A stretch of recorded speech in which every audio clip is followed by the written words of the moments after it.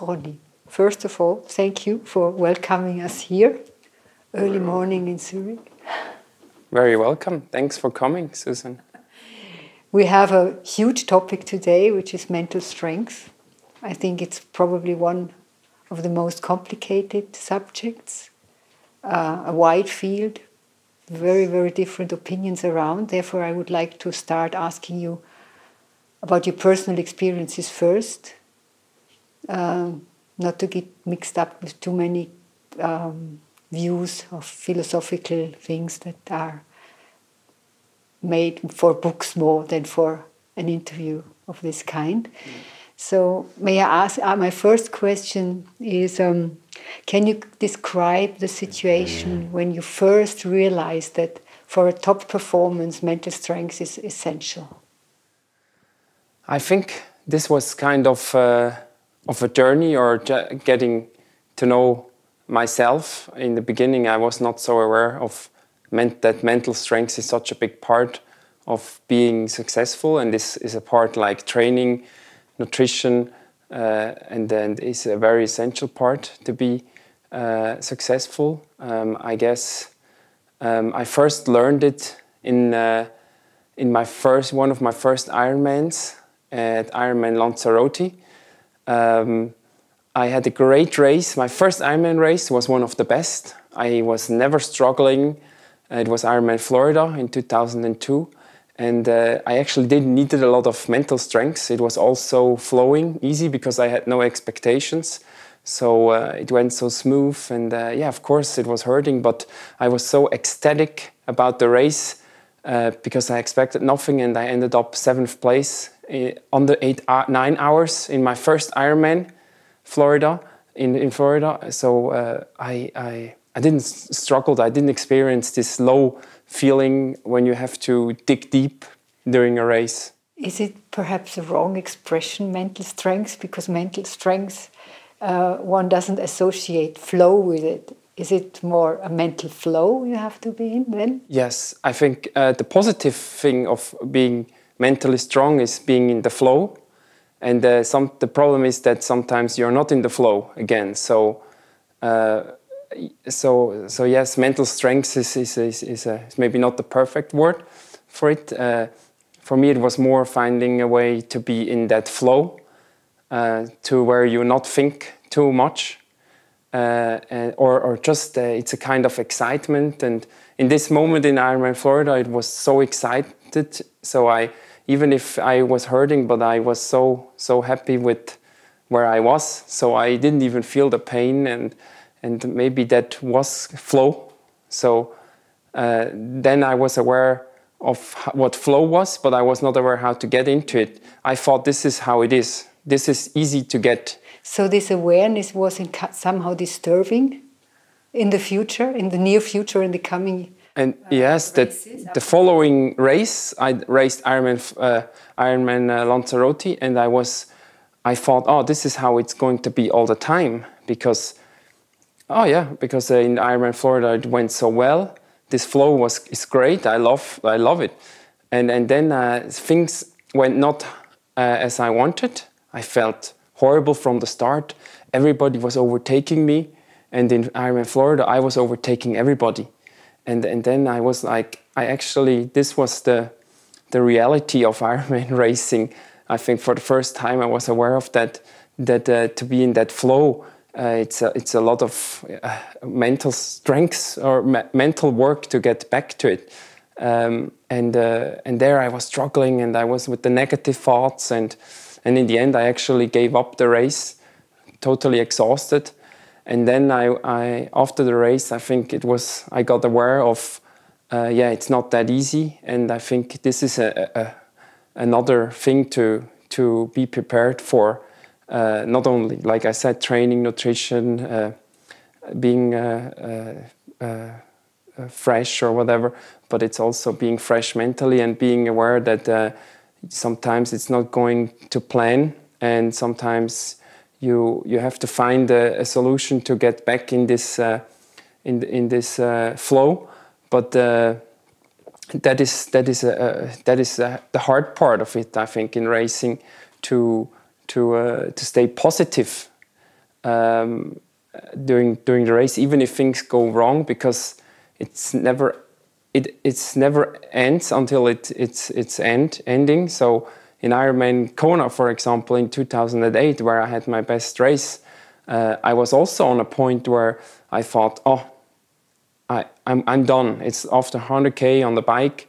Everybody was overtaking me. I wanted to throw my bike away to the lava islands, to the lava, and then I thought, hey, just stay here, dig deep, just don't think. Sometimes my thing was not to think too much, just forget, because the problem is we tend to go in a devil's circle, and that's the problem. Sorry to interrupt. Is it like, it sounds like consciousness, which is in somehow thinking, is contradictory to this kind of mental strength you are talking about?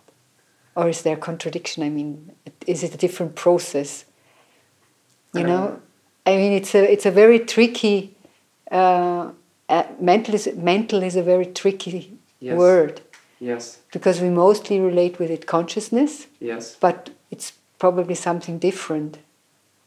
Not so much concerned about awareness. Yes. And when you are saying it's one of the focuses, how do you train this, or how do you consider the mental aspect during, for example, just training sessions, normal training sessions? Yes. What kind of a role plays mental there? I think it's something you have to learn as well. Sometimes, I mean, this is even in daily life. I think, like I said, in training, you don't feel good as well sometimes, and things even from daily life with the family is going through your mind, maybe negatively, but also in the other way, if it's positive, it gives you energy. I think, yes, I think it's. Is it close to motivation in the specific situation? Yes, it can be close. It can be linked to motivation, of course. Yeah, I mean, if it's probably a general feeling. Sometimes I get up in the morning and I just don't feel the motivation, and I don't know what's wrong. Maybe I think it's the whole body. It's maybe you're tired, and also maybe getting slowly sick or whatever. Maybe you had a hard few days with the family, or I mean, with the family, it's sometimes it's great, but it can also be stressful a little bit. But that's normal, and then maybe you're not as motivated, so then you go on the bike, and maybe you're tired, so you have to figure out what it is. Are you tired? Are you not motivated? It's probably always linked together. It's body and mind. So then sometimes I go on a ride, and after an hour I'm still tired. Then I think I know it's not motivation, it's just overall tiredness. And then I think it makes no sense to push through because it makes it worse. But then on other times it's maybe motivational. It's like, maybe I don't want to go today because I had already a few hard days. And then you have to, I think then it's more how to motivate yourself. How can you trigger your mental state to say, okay, let's go on. I mean, you have been talking about your first Ironman, and there has been also time before this first Ironman. Was this a time when you didn't consider this aspect of mental strength or the power of the brain at all? Maybe not so aware of it. I think I always heard of mental strength, but more in a way of mental training. But I was never really keen on going to somebody and he tells me how I find solutions to find that flow or that mental strength. I was always like, I want to find it my own. I need my own things to get back in the flow. And, is it something that this mental is very much connected with psychiatry? And yes, maybe. People have reservations to see somebody like a psychologist or so? Yes, I think so. But I was also not aware that in our sport, in triathlon, that it's such a long journey with ups and downs. I was not aware that you can feel so bad during certain periods, and I was not aware that it's so important how you deal with these problems. I mean, you have been playing tennis, correct? And That's it needs true. a lot of focus and mental strength in this sport. That's true. How do you feel the difference? How would you explain the difference between those two, this endurance sport and this kind of other? It's actually in tennis. I was always struggling with this. I didn't have my consciousness. I couldn't. I was always on the tennis court. I was never. That was my problem actually. That's probably why I stopped maybe playing tennis, because I couldn't handle. I was very talented, but I couldn't handle my when there was pressure and when you had to stay calm mentally. I struggled a lot, and actually, I was not aware of that, or maybe I didn't want to think about it anymore. When I stopped with tennis, I was just like, I can't see it anymore, I can't play it anymore. But actually, the mental strength it's similar. It's more pointy, like there is in tennis. It's maybe it's right now or never. It's a moment, and then you have to have the trust to, for example, swing your racket. Now this is what I want to do. I want to go throw it down the line, and then sometimes in tennis I was like, I'm afraid.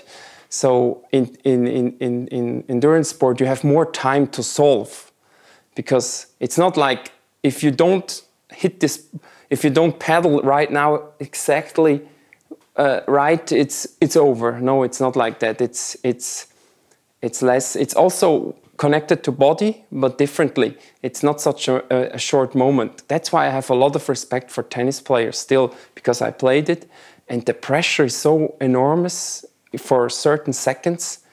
And then I think in triathlon it's different, or in endurance sport you have more time to find your flow again, And actually I was not really aware of that when I started triathlon. I was just like, the mental aspect was for me not so maybe not so. Is it a general view in sport or among athletes in younger age, perhaps, or when you are less experienced, that the mental point, the mental whatsoever thing is not so important, or you push it aside because it's all very body focused and very much on body work, concentrated on body work? Yeah, I think a mental strength is something you gain over time with experience as well. So I think young guys who start, they are struggling with that because they cannot control their emotions. And sometimes it's also good because they don't think too much. That can be good.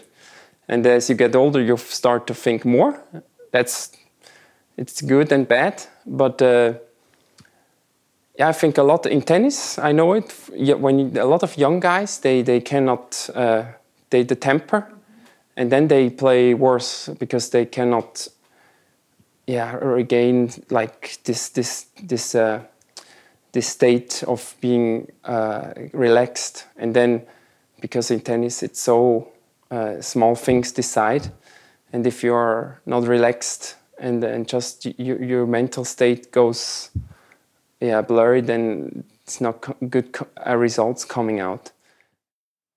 How would you describe this feeling of mental strength, or let's see, take it the other way around, might be easier, when you feel a mental weakness? How does this feel?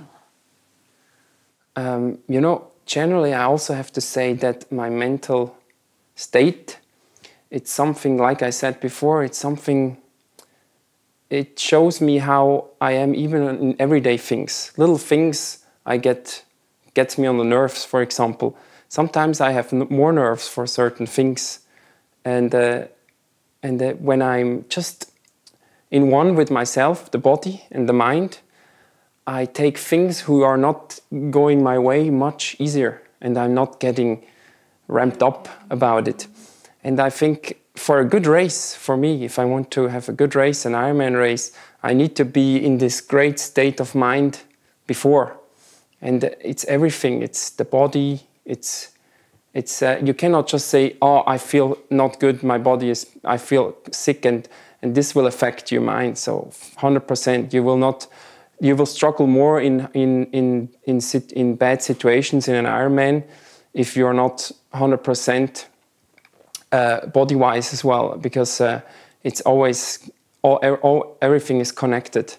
But of course, with the mental strength, you can sometimes, if your body maybe starts to get weak, or maybe you think it gets weak, then if you're really strong mentally, I think I learned how to deal with it and get it back on track. Does it mean you can overrule body weaknesses by mental strength? In certain, I mean, the level where we are racing, if you have a bad day, I think it's going to be hard, because everybody is maybe on his top day. Then you will, just with good mental strength, you will not beat the guy. But maybe you can take out the 100% on that day you have, instead of the 95.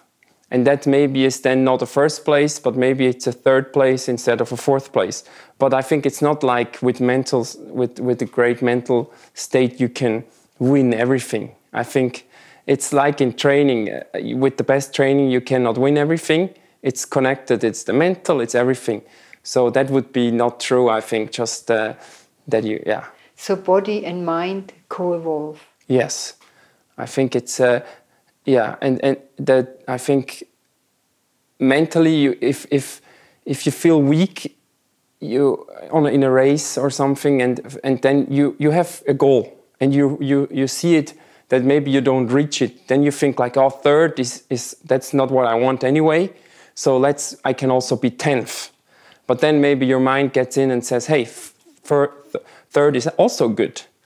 But it's normally that's in my first race, I was not expecting anything. So maybe if like 4 years later, I would not be happy in that situation 4 years ago.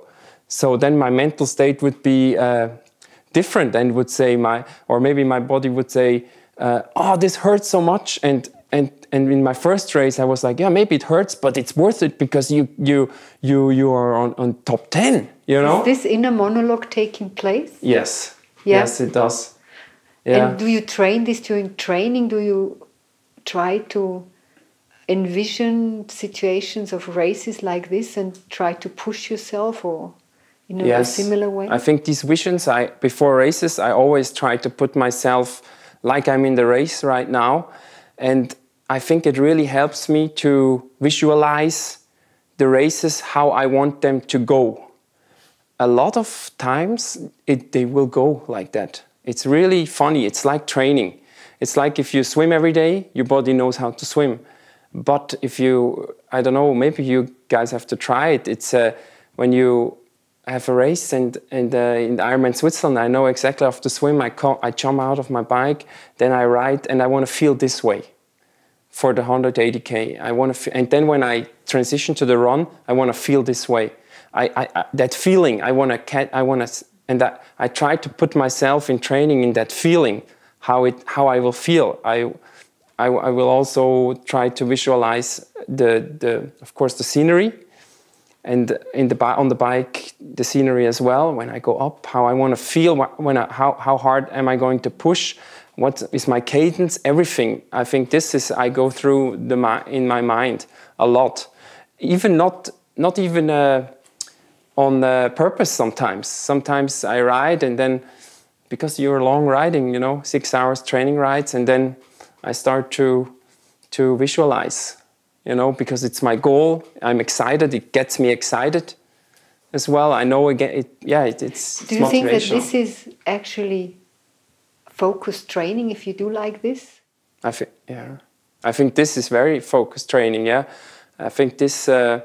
You said. I think it's also a signal for the body. I think you can trigger your body. Then I think these are just these training hours where you don't think anything, and it's not. And if there is no input from the mind. If you're just, oh, I just ride 2 hours, but yeah, it can be good sometimes to get, but if you really focus on something during a training, it can also be, it doesn't have to be a race, it can also focus on the cadence or anything. I think if it's connected more, your body, you get more out of your body, I think. So you can say there are recovery rides, like where your thoughts drift and you don't focus on these things, and there are other rides Yes. where you have also then after these rides, do you have this feeling of being mentally exhausted too after the training? If I have recovery rides? Now, if you have focused ride where you are, or is it a different? No, actually, this is something which is in light, like it's energizing me more. It's not like work. It's not like I'm not stressed. No, it's more like it's very motivational. If you can, I cannot always do that. I cannot always put myself in the situation and visualize how I will feel in the race. As near the competition comes, as better I can do it. That's quite, yeah, what I experienced. So the body fitness is one of the foundations. Is it something you need to be sure about, that mental strength works, or do you have this feeling that I'm mentally in such a state that I can compensate if my body is not giving me the signs that it's 100% there? I think again it's always connected. I need these training rides where I have the numbers, where I feel it. The numbers, not even, maybe even the feeling. And then your mental strength gets bigger. I think it's in training, when I feel great, I can strengthen my mental strength, because then I'm really, it's two-sided then. It's for one thing, I feel great. The feeling, I go up this hill, I feel great. I don't even care about the time, it's just the feeling. I feel strong. And when I feel strong, of course, my mental strength gets like, I'm strong. So when then in the races, they come hard, maybe when it gets hard, it's like, oh, I'm strong. This is really powerful, I think, and a lot of guys do it. I think they need the training to be certain also to have that mental strength. It's connected again. I think if you're weak, I think the mental strength is great, but like I said, you can, if the glass is only half full or half empty, you can see it both ways, but it will always be half full in the end. In a race, if you're mentally, It will not become full during the race. No, it will not. It will not. But I think bad races, even if you have once a bad day, or if you feel fitness-wise not good, and then you are struggling through it and do your best mentally, like you get the best out of yourself, I think that's a very good lesson. Because then when there are the races where you feel great, then it's nice. Because then when it gets a little hard, it's like, oh, the last time I felt so horrible, and now I feel so great, and then there I struggle through it, and it gives you like another kick, like this is nothing. It was so much harder. It's just these little kicks you have to give yourself during the races, I think. Is there a difference between the half distance 70.3s and Ironman? Does the mental side play less an important role in the half distance, where everybody says you just go for it? Yeah, it's different, definitely. Because on the full, it's more, you have to go not too hard in the beginning. You could always go a little harder, but you should hold back. And in the half, I feel like it's all out. And the mental aspect gets less, I think, because what you have, you have. If you're strong, I mean, if a guy comes past you, you cannot think, oh, I'm good mentally, let's stay there, you're good. No, it's not going to happen. If you don't have it in the legs, then he will go, he will disappear. Yeah. Yes, I think, But like I said, there are Ironmans in Ironman Hawaii, really, where I got my 4th place. I nearly wanted to give up the race. So mental strength can be really empowering and gives you like it's a belief, or I don't know it, because there I really wanted to give up, and I could have put my bike off and put it on the lava, but I didn't, and then it came back. Is there something correct about the saying that the race ends in the brain?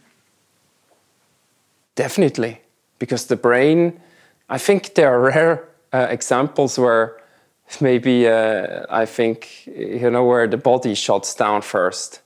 I mean, there are examples, I think... mostly sick people. Yes, I think, but mostly I think the brain is very smart, or stops you earlier than your body. It's kind of a security belt, not yes, for yourself. Yes, I think so. And I sometimes, when I run in Ironman Hawaii, when you get hot, I feel like, man, is this healthy? Is this still, something happens? You know, sometimes I had these thoughts because you feel tired, but also the heat. And sometimes when I was younger, less, but now I'm like, oh, do I get a heart attack? Or I don't know. But your body, your mind, it will tell you, I think. Is it like if you are doing other things like reading or watching a movie or focus on other topics, that it's also giving you some kind of a strength in the mind, other kind of training, I mean?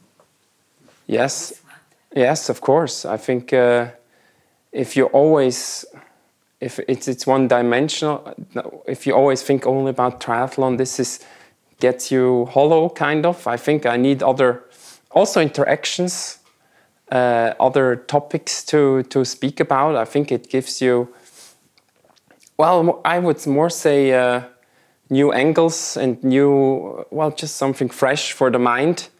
Otherwise, if you only think about interval training and whatever, it's really one-dimensional, and to get your mind off and read something new, a new input. I think it's very refreshing. With seeing these kind of things to get mentally fit beside my physical training. If you have a lot of knowledge as well, I think knowledge, then you're certain. So it's hard in English, but it's probably knowledge that is not on a conscious level, but unconsciously there. Yes. After a certain period of time. Yes. Calming. I think there are so many things coming in all day, and you could do this and that, and you could do so many things, it's just, I think in the end it's when you know also your way you want to go. But if you don't know the way you want to go and you don't have the tools how to go this way, this is very mentally exhausting.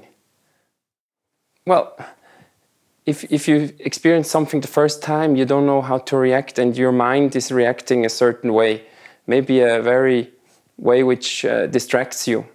And if you do it the second time, your mind already has gone through it, and it knows the experience are linked, positive, negative, or not as bad. And the first time you don't know. Is it that you are not caught by surprise anymore? No, it's no, not at all now. And this I'm relaxed. This relates to this situation with your daughter, but this also relates in a race that you cannot be caught by surprise and get scared or worried. Yeah, not anymore. I think I experienced a lot already, and getting in this devil's circle. In the end, nowadays I'm just like, this is not helping in any way. So give what you have, and don't struggle with negative thoughts. It's not helping. It's for me. Is it helping? No, it's not. So just leave it behind you. It's very simple. And if it's not going by plan and it hurts, well, then that's how it is. That's life, And it will be over one day. It will be over, and in the end, if you want to decide to stop the race, okay. But then don't be disappointed about the decision. I think this is an important sentence you say. Yeah. Now, don't be disappointed of your own decisions. Yes. And do you have a recommendation for all those triathletes who are not pros but do it just for fun? Yeah, the mental approach. I think it's a good word. I think good topic as well. The fun. I think as long as if you have, it's not always fun. The fun thing is also sometimes the struggle. That's why I think the age groupers choose that. They want to maybe experience that struggle and then go through it mentally, physically, and then they have fun because they did it or they're proud. So in the end, it comes down to just do what you really like to do. And if this is what you want to experience, embrace it. Like Maka says, embrace it because that in the races, there will be downtimes, and there will be negative thoughts, but they will go away. And before you do it, just be aware, why are you doing it? If I now give up the race, I'm mentally not strong or whatever, but sometimes your body tells you, and I think it's smarter to actually abandon the race than just do it. And yeah, I mean, in our society, it's all about finishing and being great and no weaknesses, don't show any weaknesses. And I think that's not, I don't like that too much. I think it's a weakness is no problem. Actually, you can grow stronger with it. And I have sometimes more respect from somebody who says, hey, I really, something was wrong and I felt like I stopped the race or just a decision. A decision, I think, to make a decision can sometimes be harder. To make a decision is a strong thing, yes. Whatsoever it is like. In every aspect of life, I think in business, decision makers, it's because it has it's easier not to do anything and not to change anything than take a decision and then maybe get blamed on the decision. So yeah, I have respect from people who it's not just like it's not always about finishing. That's my opinion. Does Biestmilch have any influence on your state of mind? Like I said, I think my body is linked to my mind. So if I can be healthy in general, then this is influencing my mind. So yes, it is influencing, yeah, because everything we do influences our mind, and I am more than sure that this Biestmilch is helping me in staying on top of my health. And yeah, it's something like we discussed this before. People want immediate results, and I think our body needs time to adapt, and you need to treat him right. Whatever you give him, he will give you back. And I think with Biestmilch, this is one of the key things, and just got to have the patience to go for 4 or 8 weeks and then see the results for yourself. And I've been using it for a long time, and I'm really happy with it. Thank you very much. Thank you.